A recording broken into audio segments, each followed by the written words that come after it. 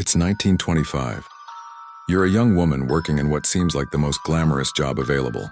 You're painting watch faces with a substance so magical, so revolutionary, that people call it liquid sunshine. The pay is excellent, your coworkers are fun, and the substance you work with literally makes you glow in the dark like some kind of superhero. You and your friends even paint your nails and lips with it for parties, joking about how you're the ghost girls because you light up in photographs. Your employer tells you it's completely safe, even healthy. In fact, they claim it's so beneficial that wealthy people pay thousands of dollars to drink radium-infused water as a health tonic. But within a few years, your jaw starts to crumble, your bones begin to snap like twigs. Your body becomes so radioactive that if you were to die, your corpse would continue glowing in your coffin for thousands of years. This is the true story of the Radium Girls, one of the most horrific industrial disasters in American history. A story of corporate cover-ups, scientific deception, and working women who fought a legal battle that would change worker safety laws forever. But this isn't just a story about poisoning and corporate greed. This is about how ordinary women became radioactive warriors who took on some of the most powerful corporations in America and won, even as their own bodies were literally disintegrating from the inside out. Let me take you back to the 1910s. To understand how radium went from being a scientific curiosity to a consumer craze that would kill hundreds of people. The year is 1898. Marie and Pierre Curie have just discovered radium, a mysterious element that glows in the dark and emits invisible rays that can penetrate solid objects. The scientific community is fascinated, but nobody really understands what they're dealing with. What they did know was that radium seemed almost magical. It glowed without any external energy source. It could expose photographic film through solid metal, and it appeared to have healing properties. Early researchers noticed that small amounts of radium could destroy diseased tissue, leading to its use in cancer treatments. But here's what they didn't know. Radium is one of the most dangerous substances on Earth. It emits alpha particles, beta particles, and gamma rays constantly, bombarding anything nearby with deadly radiation. When ingested, radium behaves like calcium in the human body, settling into bones and teeth where it continues to emit radiation for decades, literally cooking the person from the inside out. In the early 1900s, this wasn't understood. Scientists were just beginning to grasp the concept of radioactivity, and the long-term health effects wouldn't become apparent for years. To most people, radium was a miracle substance that represented the cutting edge of modern science. Entrepreneurs quickly saw an opportunity. If radium could glow in the dark, why not use it for commercial purposes? By 1910, radium-laced products were everywhere. You could buy radium toothpaste, radium face cream, radium chocolate, and radium water. Wealthy socialites paid fortunes to visit radium spas where they would bathe in radioactive water and breathe radioactive air. The advertising was incredible. Companies claimed radium could cure everything from arthritis to impotence. They said it would make you more energetic, more youthful, and more attractive. Radium was marketed as the fountain of youth in a bottle. But the real money was in radium paint. During World War I, there was enormous demand for watch faces and instrument dials that could be read in the dark. Soldiers needed to check the time during night missions. Pilots needed to read their instruments in dark cockpits, and submarine crews needed gauges they could see without turning on lights that might give away their position. Radium paint was the perfect solution. Mixed with zinc sulfide, it created a luminous paint that would glow brightly for years without any external power source. The military demand was so high that radium painting became a major industry almost overnight. This is where our story really begins, because someone had to apply this paint to thousands of tiny watch faces, and that someone was primarily young women. The work was incredibly detailed and precise. Painting the numbers on a watch face required a steady hand and perfect fine motor control. The paint brushes had to be kept to an incredibly fine point to create legible numbers on surfaces smaller than a fingernail. Companies like the United States Radium Corporation, Radium Dial Company, and Waterbury Clock Company hired hundreds of young women for this work. The job paid exceptionally well for the time, often 3 times what women could earn in other industries. The work was clean. The factories were considered modern and safe, and the companies actively promoted the jobs as sophisticated, high-tech careers for educated women. The women who took these jobs were typically in their teens and early 20s. Many were recent high school graduates looking for good-paying work that didn't involve domestic service or factory labor. They came from working-class families, and the radium painting jobs represented real economic opportunity and social mobility. The painting process itself seemed harmless enough. The women would dip small brushes into pots of radium paint, then carefully apply the glowing substance to watch faces and instrument dials. To maintain the fine point necessary for detailed work, they were taught to shape their brushes using their lips and tongues. This technique, called lip pointing, was standard practice in the industry. Supervisors demonstrated it, training materials recommended it, and it was considered the most efficient way to maintain brush precision. The women would dip the brush in paint, put it between their lips to create a fine point, then apply the paint to the dial. They repeated this process hundreds of times per day. Nobody told them this was dangerous. In fact, company executives and scientists assured them it was completely safe, even beneficial.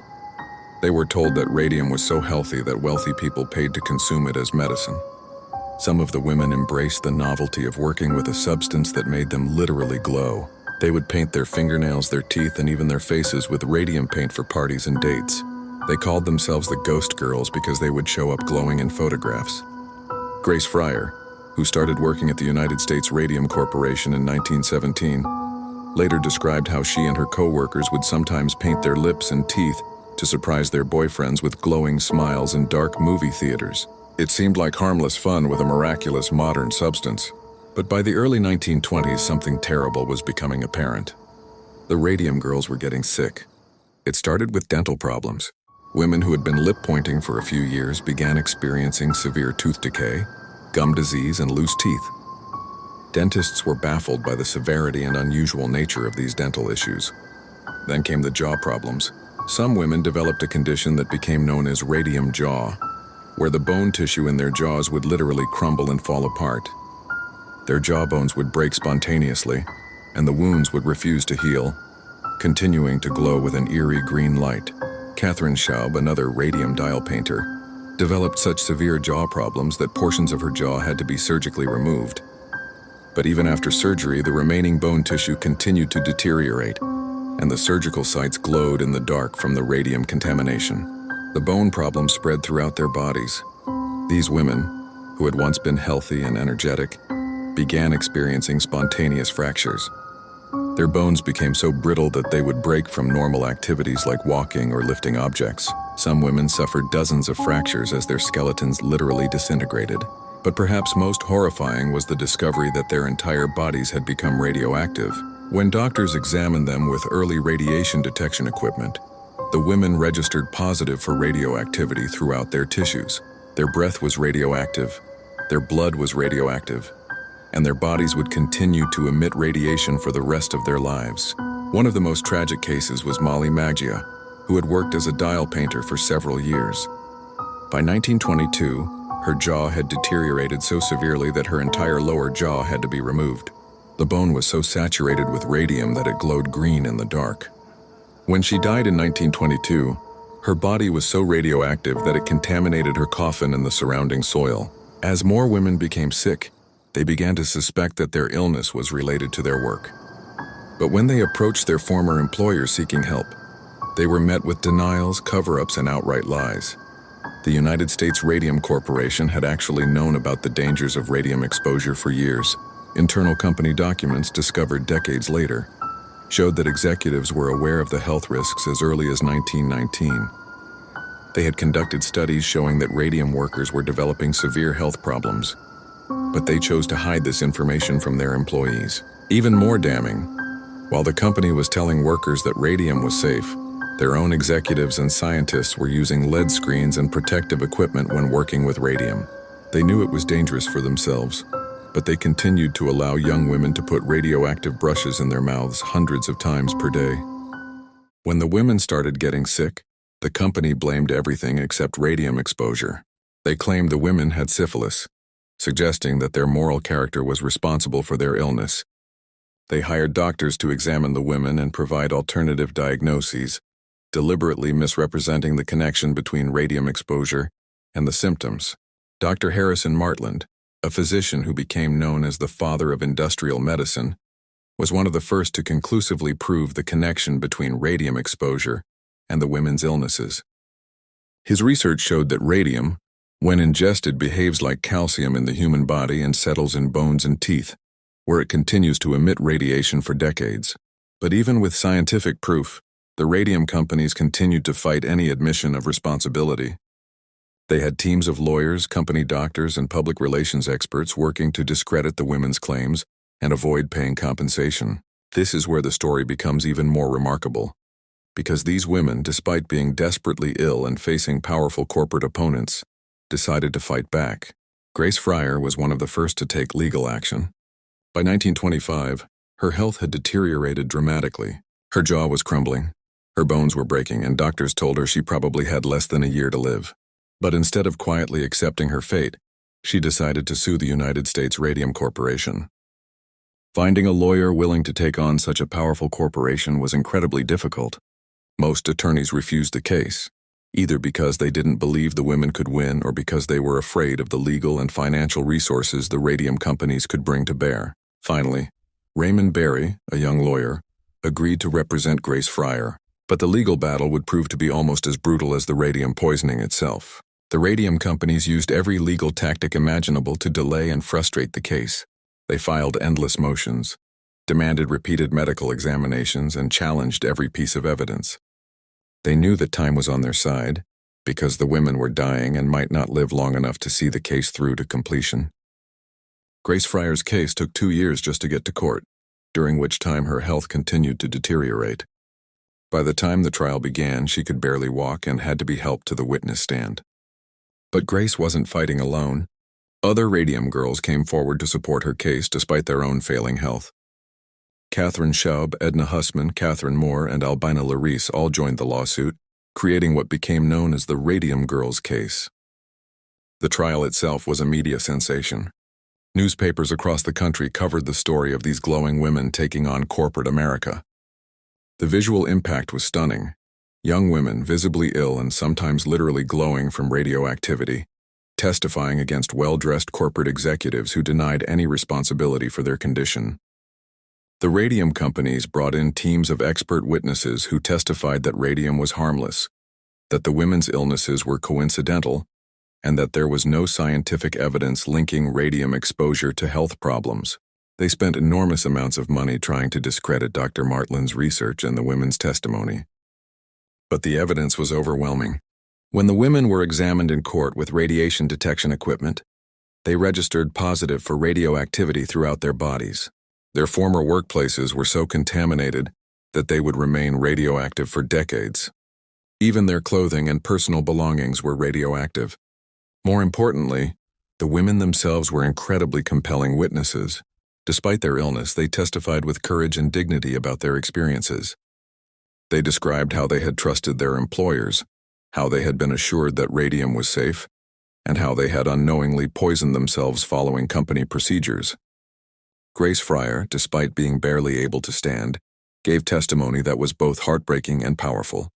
She described her former health and vitality, her dreams and ambitions, and how radium poisoning had destroyed not just her body, but her entire future. In 1928, the radium companies finally agreed to settle the case out of court.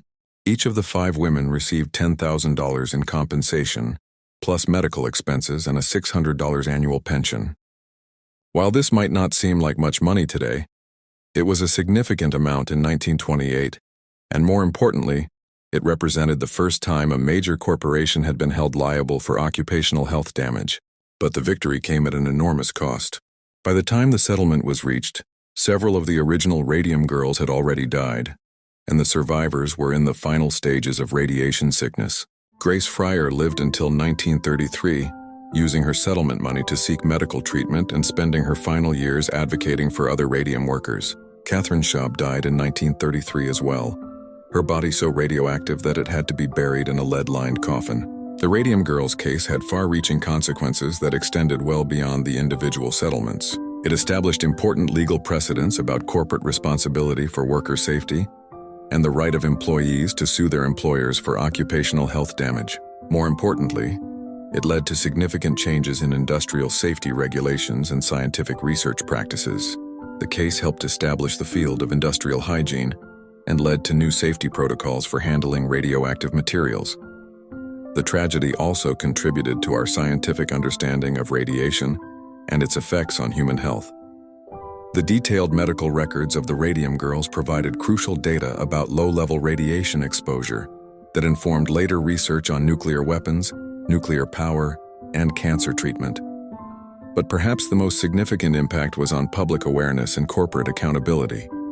The Radium Girls case was one of the first major industrial health scandals to receive extensive media coverage, and it helped establish the principle that companies could not simply claim ignorance about workplace hazards. The women who fought these legal battles didn't live to see all the changes their sacrifice would bring about. Most of the original Radium Girls died within a few years of their court victory, their bodies finally succumbing to the radiation damage they had accumulated over years of exposure. But their legacy lived on in the form of improved worker safety laws, better scientific understanding of radiation hazards, and a legal framework that continues to protect workers today. The irony of the Radium Girls story is that these women, who were poisoned by a substance marketed as the pinnacle of modern science and progress, ended up advancing both scientific knowledge and social justice in ways that continue to benefit people today. Their glowing bodies, which seemed so magical and futuristic in the 1920s, became powerful symbols of corporate irresponsibility and the need for worker protection. The very radioactivity that killed them also served as undeniable proof of their exposure, making it impossible for companies to deny responsibility. Today, many of the original Radium Girls are buried in cemeteries that still register positive for radioactivity. Their bodies, decades after death, continue to emit the radiation that killed them, serving as permanent reminders of this industrial tragedy. But they're also remembered as pioneers who fought for worker rights and corporate accountability. When both concepts were still revolutionary, they took on some of the most powerful corporations in America at a time when workers had few rights and even fewer resources, and they won. The Radium Girls story teaches us several important lessons that remain relevant today. It shows us how corporate profit motives can override worker safety when proper regulations and oversight don't exist. It demonstrates the importance of independent scientific research and the dangers of allowing companies to police themselves when it comes to public health. Most importantly, it reminds us that ordinary people, even when facing overwhelming odds and powerful opponents, can create lasting change through courage, persistence, and solidarity. The next time you see glow-in-the-dark products, remember the women who literally glowed in the dark not by choice, but because they trusted their employers and paid for that trust with their lives. Their sacrifice helped create the worker safety protections we take for granted today, and their courage in fighting for justice continues to inspire people facing similar battles against corporate power. The Radium Girls may have lost their lives to corporate greed and scientific ignorance, but they won something even more important. They established the principle that workers have the right to know about workplace hazards, the right to protection from those hazards, and the right to seek justice when companies fail to provide that protection. In our current era of new technologies and emerging workplace hazards, the Radium Girls story serves as both a warning and an inspiration. It reminds us to question assurances that new substances or processes are completely safe, and it shows us that ordinary workers can successfully challenge even the most powerful corporations when they stand together and refuse to accept injustice. The women who painted radium dials in the 1920s thought they were just doing their jobs. They ended up changing the world.